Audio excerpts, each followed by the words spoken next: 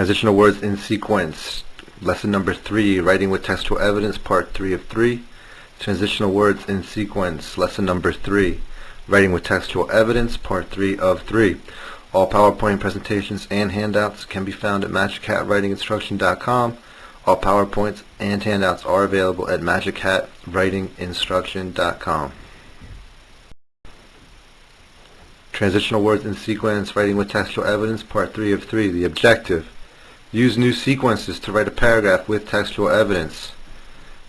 For this lesson you will need 3 handouts: sentence starters number 2, article number 2, and textual evidence model paragraph. All handouts can be found at magichatwritinginstruction.com. Again, all the handouts, sentence starters number 2, article number 2, textual evidence model paragraph can be found at magichatwritinginstruction.com. So today we're going to be working with the writing prompt number 3. Writing prompt is refer to article 2 and use 3 new sentence sequences, TE or textual evidence times 3, and write 3 paragraphs explaining why the author thinks cell phones should not be banned from school. Again, refer to article 2 and use 3 new sentence sequences, textual evidence times 3, and write 3 paragraphs explaining why the author thinks cell phones should not be banned from school. Now the writing prompt seems a lot more difficult than it is.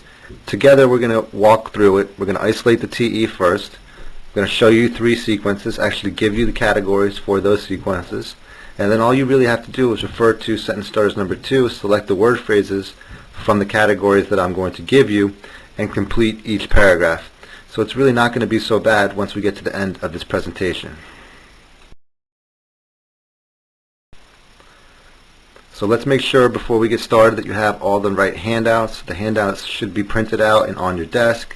The first handout that you should have is sentence starters number 2. Looks like this. This handout, along with all the other handouts, can be found at magichatwritinginstruction.com. So please go to magichatwritinginstruction.com, find transitional words in sequence, sentence starters number 2, and print it out. In addition to sentence starters number 2, you should also have article number 2. So please go to magichatwritinginstruction.com and print out article number 2. Now, I hope you remember that the very first thing we do when we see this article is we figure out the context. Who wrote it, where it was written, audience for it. Now, this was also part of the op-ed page, the editorial page, the newspaper. And this particular one, as you can see, was written by a parent. So let's keep in mind that now we're getting a parent's perspective. So before we had, in Article 1, we had the teacher's perspective. Now in Article 2, we're getting the parent's perspective. So now you need to go back through the article, article number 2, and select 3 pieces of textual evidence. There's 2 different ways, basically, of doing this. You can select 1 piece of evidence for each paragraph. There's 3 paragraphs, so that works out. Or, and this is the better way, the more advanced way, is select 1 piece of evidence for each argument. If she seems to be making different arguments, try to isolate the argument, figure out which piece of evidence captures the meaning of the argument. I'm going to give you a chance now to go through and do this, but I'm also going to do it for you so that you can see how I select TE. So here we are in Article 2, cell phones should not be banned. Schools make rules to facilitate a quality education in a respectful and safe environment. Cell phones are a distraction in classrooms and have no place there. I support rules banning their use by students and staff in the classroom. But cell phones should not be banned from students' possession entirely, because that is, in effect, not allowing students to have cell phones while traveling to and from school.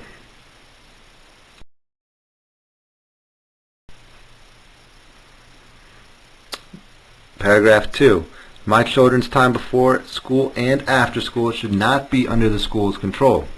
Making sure my children have cell phones and can contact me during those times is my right as a parent. It's not just about safety or reassurance. Yes, I want my kids to call each morning when they arrive at school and each afternoon when they leave. And there are so few payphones anymore on which to do that. But my children's lives are also enriched by the freedom to travel to a variety of extracurricular activities or social engagements without an adult chaperone. That is only possible because an adult is just a phone call away.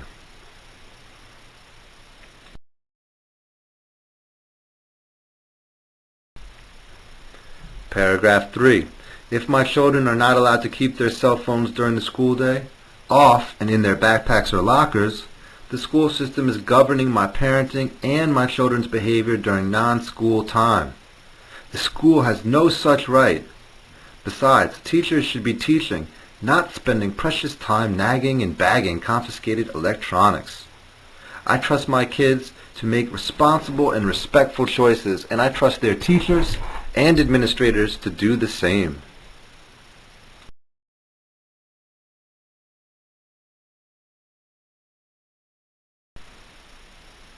So here's our 4 possible TE. These may or may not be the same as your TE, but let me go through and tell you why I think these TE are important and representative of the author's arguments. TE number 1, cell phones are a distraction in classrooms and have no place there. Cell phones should not be banned from the student's possession entirely because that is, in effect, not allowing students to have cell phones while traveling to and from school. Now, it's important to note that this author is not saying cell phones should be allowed in the classroom. Absolutely not. This author is saying at the outset of her argument that cell phones have no place in the classroom. So there must be TE that shows that. We do not want to make the mistake of saying, misrepresenting this author's argument, because the author is not suggesting for a second that cell phones be allowed in the classroom. So TE number 1 shows that. And it also shows that the author is saying that cell phones should be allowed on the student's possession when traveling to and from school. So it's actually a little bit of a complicated argument. On the one hand, cell phones should not be allowed in the classroom, but on the other hand, they should be allowed on the student's possession when traveling to and from school. So TE1 basically captures the 2 sides to the author's argument. You should have TE that captures either both sides or one of these 2 sides. So make sure you do as you look through the TE that you've selected. Let's look at TE number 2. My children's time before school and after school should not be under the school's control. Basically, the point here is that it's very much related to TE number 1, that it's the parent essentially who should decide whether or not the student has a cell phone before and after school. Okay? So that's a decision that should not be made by a teacher or an administrator. That's what TE number 2 is saying. TE number 3. But my children's lives are also enriched by the freedom to travel to a variety of extracurricular activities or social engagements without an adult chaperone. So this is also, of course, related to TE number 2 and 1. That is that the student should have the ability to have a cell phone on his or her possession when not in school. But now we get a slightly different argument because now the author is saying, what's the big deal? Why should the student have a cell phone? Well, it allows the student to have the independence, right, to pursue certain kinds of extracurricular activities, which may themselves be educational. She doesn't say that here, but that's the implication. So if a student has a cell phone, he or she is more able to be independent, pursue extracurricular activities outside of school, which themselves may be educational. And then finally, the 4th TE, if my children are not allowed to keep their cell phones during the school day, often in their backpacks or lockers, the school system is governing my parenting and my children's behavior during non-school time. This is very much related to TE number 2. I like this one just because it shows, again, the author is actually speaking specifically about what the status of cell phones during the school day. And again, the author is very strong. Here she says they should be off in their backpacks or lockers. So the author really is going out of her way to say that cell phones have no place in school. And again, I think your TE should capture that because we want to show that the author is acknowledging that cell phones have no place in the building, in school itself. And again, this TE also shows that that students should have their cell phones before or after school time, because that is a decision made by the parent. That should be a decision made by the parent, not the school.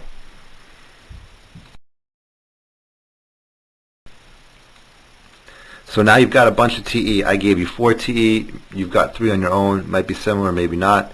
But we have enough definitely to refocus ourselves, look at the prompt, and figure out how to proceed. So here's our prompt. Refer to Article 2 and use 3 different sentence sequences, textual evidence times 3, and write 3 paragraphs explaining why the author thinks cell phones should not be banned from school. So let's take a look at our evidence again, and then our sequences, and let's complete the writing prompt. So the first thing we need to do is we need to have our evidence out in front of us on our desk. Now here's a copy of Article 2. This handout should be close to you. And one possible way to get your evidence identified is simply to underline it or circle it. You can see I've highlighted in red a few pieces of evidence. There's so many different ways of doing this, but the main thing is before we proceed, you must have isolated your textual evidence. So either you've underlined it, you circled it, maybe you've got it copied down in the notes column on the handout, maybe you've got it on a separate sheet of paper. It really doesn't matter, but you need to have your 3 TEs somewhere where we can quickly access them so we can insert them into our sequences.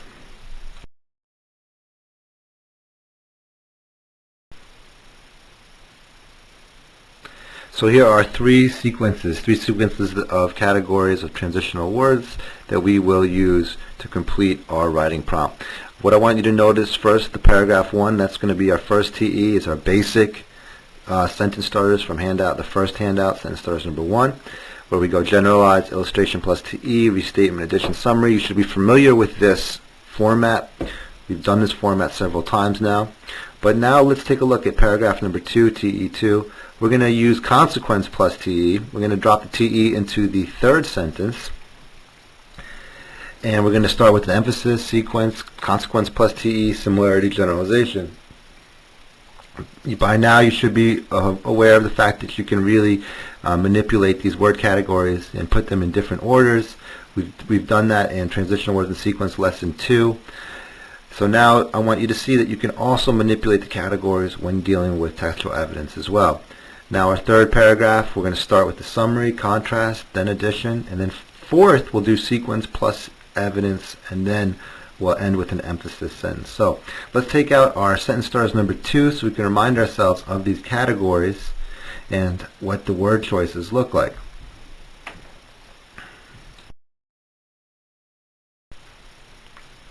So here's our sentence starters number 2. This has all of our word categories and word phrases. You will need to look at the previous slide again with this handout in front of you, and then you can match up the categories with the word phrases and complete the paragraph.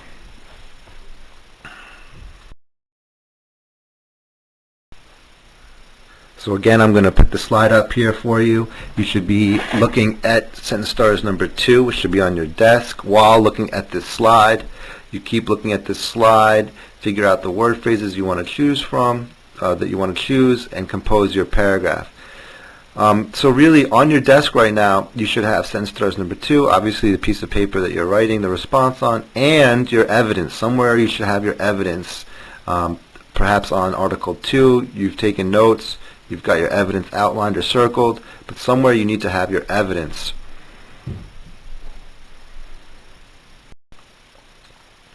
So I just want to go through each sequence in order and give you a slide for each sequence. So the first sequence is with textual evidence number 1.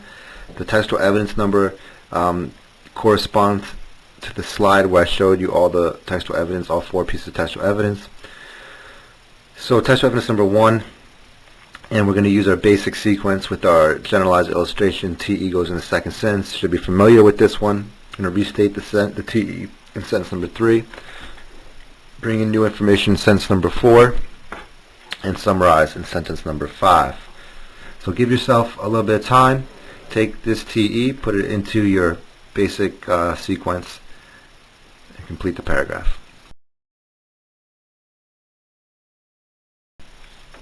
So here's paragraph 2, TE number 2. My children's time before school and after school should not be under the school's control.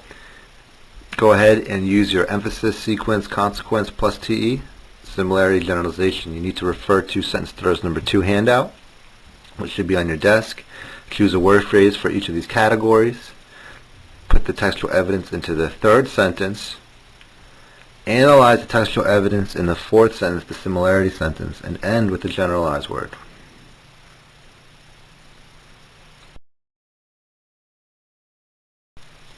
And our third and final paragraph, TE3.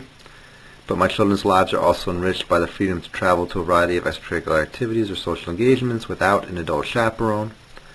This time we're going to put the textual evidence into the fourth sentence with a little bit of analysis in the final sentence. This one's going to be a little different, and I want you to think as you complete this one where the TE makes the most sense to you, where it makes the most sense to put the TE. The advantage to putting the textual evidence in the second or third sentence is that you get some time to analyze it in the fourth, fifth, and maybe even if you write with another sixth or seventh sentence, if you write a longer paragraph. The problem with putting it in the fourth sentence is there's not enough time to really analyze it in any detail. But I want you to go ahead and do it anyway, just so you can get a feel for what happens when you do put the evidence in the fourth sentence.